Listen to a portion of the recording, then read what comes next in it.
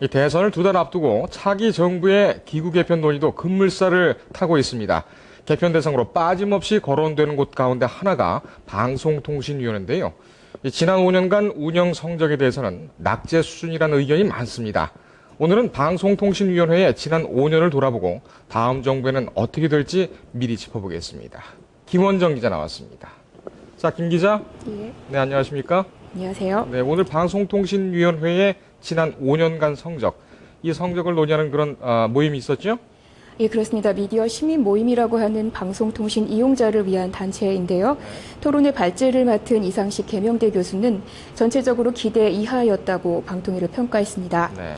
무엇보다 정부 여당에 치우친 위원장 때문에 정책은 뒷전에 밀리고 위원들 사이에 갈등만 있었다고 지적했습니다. 네. 방통위 1, 2기 위원장은 대통령 멘토로 불리는 최시중 씨였는데요. 실제 선임 당시부터 기구 독립성을 해칠 수 있다는 점 때문에 우려가 많았던 게 사실입니다. 예, 그렇습니다. 인사정책 같은 경우 상시 정치적인 입김이 셌다. 이런 그런 평가가 많았죠. 이 방통위 정책 가운데 이제 특히 실패한 정책 같은 경우에는 어떤 게 꼽히고 있습니까?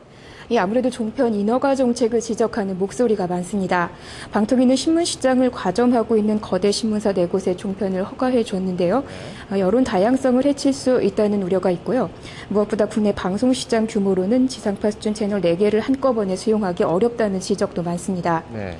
실제 종편은 개국 1년을 앞둔 지금 내용적으로 실패했다는 평가가 대다수입니다. 예.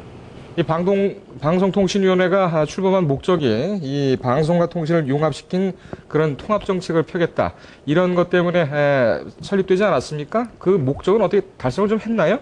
네, 그 부분 역시 냉정한 평가가 많은데요. 이상식 교수는 땜질식 사후 처방이 비일비재했다고 지적했습니다.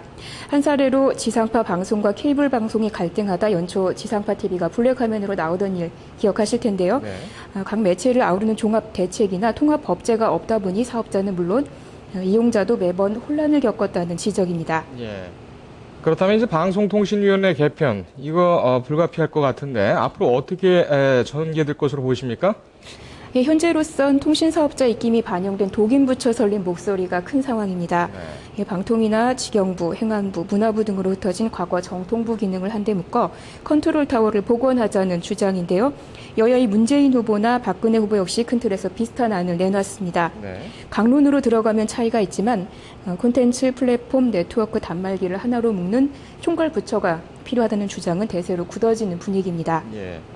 이 대선 이후에 그 새 정부가 들어섰을 때 방송통신위원회의 운명이 어떻게 될 것인가 이런 것도 좀 궁금해지는데요. 어떻게 될 것 같습니까?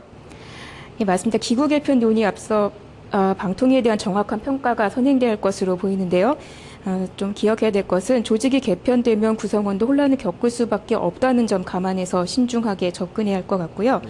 예. 무엇보다 독임부처 설립이라는 대세를 쫓다 충분한 논의 없이 뚝딱 만들어내는 식의 개편은 안 된다는 점입니다.